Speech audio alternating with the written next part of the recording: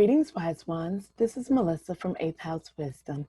I'm here to bring a really important video to all of my followers today about the astrology of Mars and how Mars will hypnotize you today. In particular, I wanted to talk a bit about the planet Mars and about how important it is for us to embrace the sacred masculine. Just to get started with a little bit of information, Mars is the planet that is fourth from the sun right now. In astrology, it is the ruler of Aries and Scorpio, traditionally before Pluto was discovered. And it also focuses on particular areas of our life, our expenditure of energy, our assertiveness, and how we love. So think action, how you love. That's where you begin to make connections to your Martian states of energy. Today, at 10:13, Mars is at its closest point to the Earth.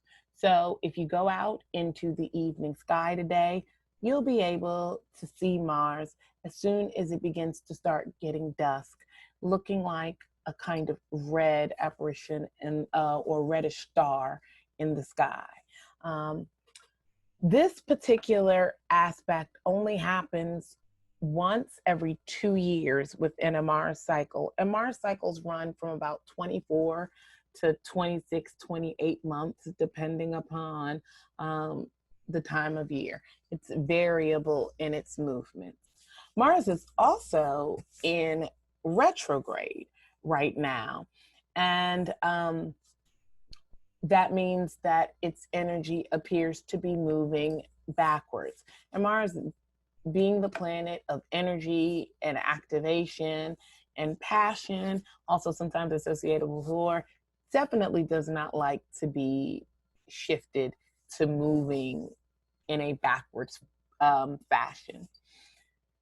This particular aspect where Mars is closest to the Earth takes about 3 days. So today, 10:13, is the peak of this energy. The energy would definitely be felt between 10:12 and 10:14. But for those of us who are more sensitive to this kind of energy, you might have been feeling it a bit earlier, and you will definitely feel the energy probably moving forward for about a week ahead. Additionally, Mars is in Aries, and so that's its natural home. Usually a planet gets a lot of its energy back and feels like it's come home when it's resting in its natural place. However, this retrograde motion is giving it a bit of a twist. In addition to being retrograde in the sign of Aries, Mars is also opposing our sun in Libra, which means that we have two very strong senses of energy that we're dealing with right now. Our sense of drive, tenacity, our passion is in the me first sign of Aries, while our sense of self is in the sign of Libra, thinking about balancing the we, the collective, and ways to make things both beautiful and equitable for all. As an astrologer, I'm exposed to many different teachings from people. I'm currently taking class with Deborah Silverman, which has been amazing. And one of my classmates sent me a video from Astrology Hub, which I definitely recommend if you are interested in learning more about astrology, because it's a collective of many astrologers and people from many walks of life. And on that video, there was a focus on the work from Adam Gainsburg, who has done extensive research on both the Mars and Venus cycle. And after watching his work and actually signing up to take some of the course that he just created related to Mars, I felt really inspired to come here, kind of bring this to you all in a visual presentation because of how important this particular time period is. So in particular from that video, what I pulled down was the importance of this 3-day event, which he calls the Transcendence Phase. And he identifies aspects of Mars and its functions as a sense of drive. And going from the bottom to the top, he looks at Mars as being the drive to action, the drive to excel, and the drive towards purpose.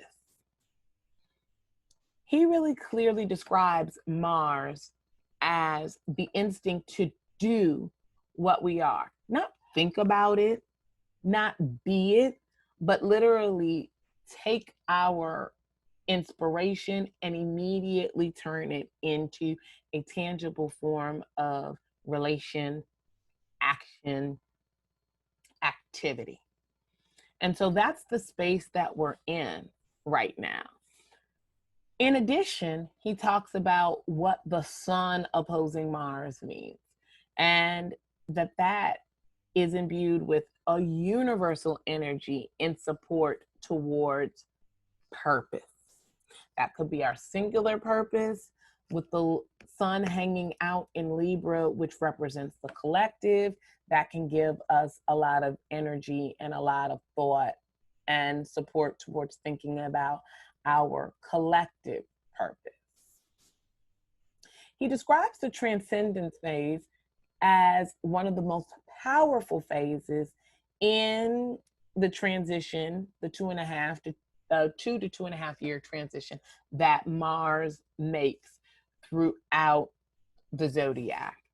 And that this is an opening up where literally the roof is coming off, and our ability to really get clear and really narrow the focus and get into what we are being called to do can become very clear. The reason why I've also started off by saying that Mars can hypnotize you is that this particular period of time, this 3-day transcendence period, with the retrograde motion, which almost is an optical illusion as we're sitting from the position of Earth, but that this shift in energy with the combination of the get up and go and do what you feel, yet this backwards motion existing in the retrograde, and this huge opening up with Mars being enclosed essentially between the Earth and the Sun, it really creates a hypnotic effect where the feeling of time can almost seem like it's standing still. And though this is a very short energetic phase, the presence of all of that activity can really make this phase seem like it is lasting for much longer than just 3 days, which is good for us because it gives us an opportunity to really kind of zone in and think about how we want to put this energy to best use. One of the best ways I think that I can express this is through taking a look at a chart of today's energy so that you can see what I am talking about. So here we have a map of the sky at about 1:11 today p.m. from where I'm located in Washington, D.C. And you can see here, this is the symbol for Mars. Mars is at 21 degrees retrograde, 21 degrees, 10 seconds retrograde in the sign of Aries. It is directly opposing up here, this red circle with a dot in the sun, which is the sun, which is at Libra, 20 degrees, 49 seconds. And so this is what we're talking about when we talk about an opposition. You can literally see the interaction between the two of them. And for those who are unfamiliar with this graphic is what you would use. It's the chart wheel. This line that is drawn across here is the horizon. This circle in the middle, we imagine as the earth. And if you imagine a person taking a camera and turning it upward to take a snapshot of what the sky around us looks like, then this is what you get the opportunity to see. I'm going to shift so that I can show more clearly what I'm talking about. This chart is giving us the lines that I was talking about that help you to see the aspects that are happening. So Mars, at the time that I cast this particular chart, is in direct opposition to the sun, as well as, to the top of the chart, or the midheaven right now. So it's giving two oppositions. Oppositions are things that are good for us right now to have some Libra energy in, because it allows for a level and requires a level of balancing. We want to be able to balance out these two energies. And for each planet or each opposition that you would find in astrology, there's an elemental opposition. So Aries is a fire sign and Libra is an air sign. Under normal circumstances, Aries would be here because it's the first sign of the zodiac, and Libra would be here because it's the seventh sign or the midway point. So they literally exist on this point, which is an angular point that we call the ascendant. This is where Aries is, and then Libra is here on the descendant. So literally, these are two signs that form up the horizon. We can almost see that direct line. Now it's going from the top to the bottom, which would be this up here is what we would call the midheaven or the MC. And this down here is called the IC or the ilium column, which is the bottom of the chart. This represents our highest potential in life. This represents our soul's purpose down here, the IC, our roots to our sense of connection, where we've come from, our ancestors, and our family. So it's very interesting that the I of Aries and the we of Libra that are normally here are opposing each other in this particular framework, in almost the, and it's almost where it looks like, and by now they've moved firmly into the fourth and the 10th house. Right now, when I took this chart, we were here in, well, at least we were in the ninth house, as it talks about the sun being in the ninth house, thinking about ideas and philosophy and ways of life. So definitely the sun is shifting us to think about how we approach those areas of our life, aspects of higher learning, religion, faith, which are ninth house travel as well. And then down here, Mars is in the third house of communication, which is going to have a significant focus on how we speak to people, how we interact with them verbally and non-verbally, as well as day-to-day tasks and interactions with our siblings. But these two energies, because there's something called orbs that give you a little bit of play degrees wise here and there. The sun has an orb of 10 degrees, and the border of this chart, right, of this house right here, as you can see, is at 25 degrees. It's included in that. That's why we have Mars making an aspect to the midheaven in this area. And then down here, Mars as well is really close to the IC. And so it's coming down here and it's very close to that. So it's touching on our deeply held roots as well. Then if you look over here, we have what's called a stellium. And a stellium is a configuration of 3 planets or more in the same sign or in the same house. Sometimes they can be in different signs, but in the same house. Over here, you can see that we have the sign of Jupiter, which is the planet of Jupiter, which is a planet of expansion and largesse, as well as luck. We have Pluto, which is the planet of transformation, and we have Saturn, which is old man karma, the rule keeper, and the giver of life lessons, all within very close degrees of each other, 18 degrees, 22 degrees, and 25 degrees. All of these together here are affecting, are being squared by Mars. That meaning in the first house, which is essentially the house of self and how we show up in the world. And this chart is not particular to any person. This is the energy that we're experiencing for the day. So I want to make this clear. If I were to do a chart for you, it would look very similar, but it would be your information and we'd be relating to it as such. But since this is just a general piece about the energy for today, that's what we're focused on right now.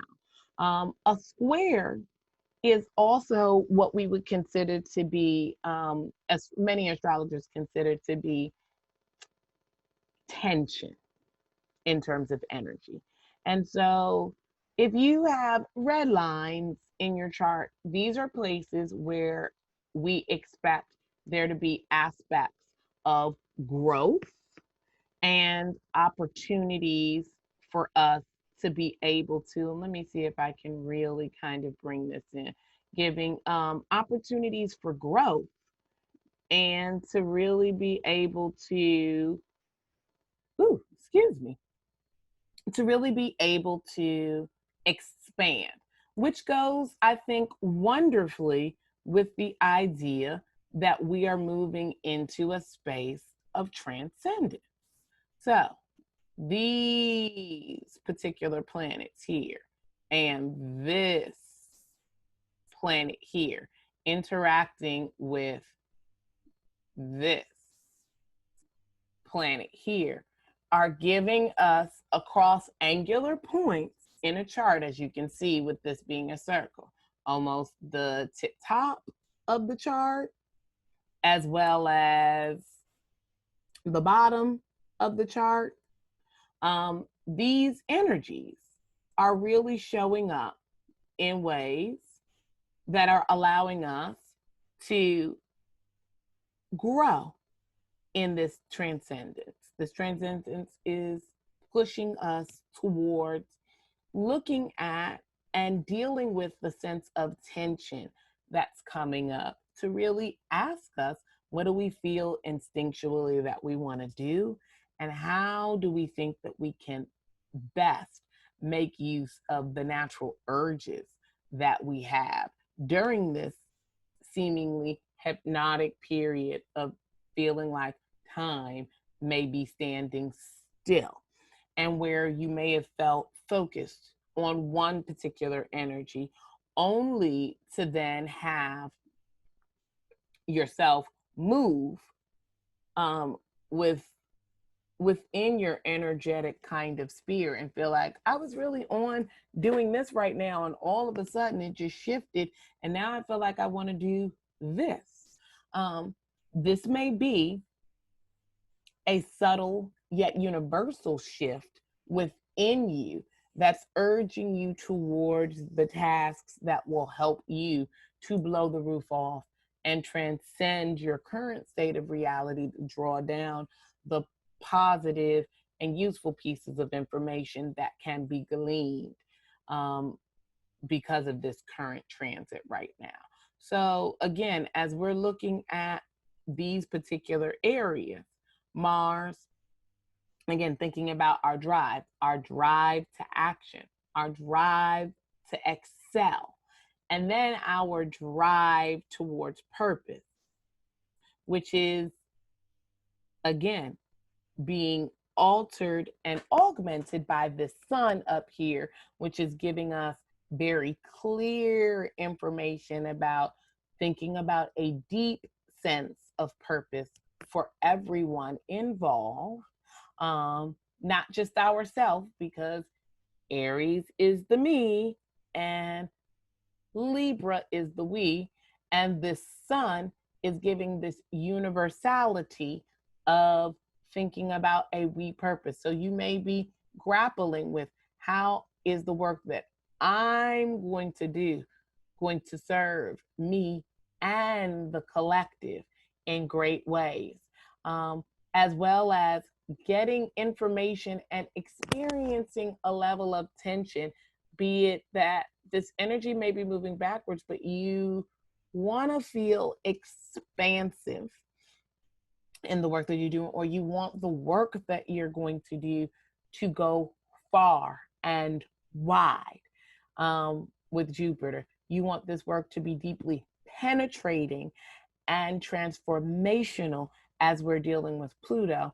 And then thirdly, this is the kind of work that's also going to have karmic tie-ins, and maybe dealing with paternal energy, definitely because Mars is the sacred and divine masculine.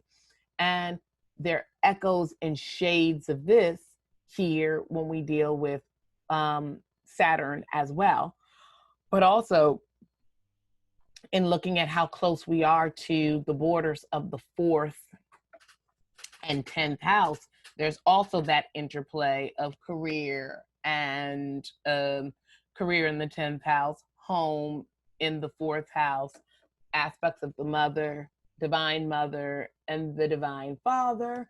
And from where it is sitting at the time that I drew this chart down, there's also going to be aspects of how we communicate that energy in the multiple ways that communication can be done: visually, auditorily, again, mass forms of communication and small nonverbal forms of communication, and then how that activates or works for us within the field of our sense of belief and our sense of wanderlust, our sense of travel, and just in general, how we feel compelled to structure belief systems and ideas that will support us in being able to address and live this truth to the best of our ability. So I really just wanted to get on here and try to explain this phenomenon, and I really thought that the use of the visuals would be helpful, since I'm speaking about more complex astrological functions. But I don't want this to intimidate you all in any way. If all you can manage to do is go out this evening and check out the night sky and look at Mars and say a brief prayer and ask to be filled with the knowledge and the information that will set you on your path to activate your sense of transcendence, then I hope this video has been able to help you to understand the potency and give you access to being able to go do that for yourself. Recognize that while the energy for today and today's moment will be when this aspect is exact and most acute. You may have begun feeling this yesterday. I certainly know that I did. I was in here with a fever, literally feeling hot because Mars is a hot planet. I was feeling hot and I had a fever. My body told me to slow down. I tend to want to really rip and run with my energy, and I wasn't able to do that. So, despite my brain and my mind being in a different place, I had to honor the information that was in my body and take a beat to be able to recollect myself and get on with the rest of my week. And it's important for you to listen much more so to your body and to your instincts than your mind, because Mars is what we tend to feel and how we do. And the mind can trick you into rationalizing or blowing past the intuitive kind of somatic information that we get and put it through a ringer that really doesn't allow it to be as clean or as clear as it would be if you just hit a level of inspiration and go with that. So I hope, again, that this video has shed some light on the upcoming or the actually naturally occurring transit and astrological event and astronomical event, because again, they are one and the same, that is occurring today, and can give you some resources for thinking about how to use this to the best of your ability. As always, sending you all lots of light and love. Take care.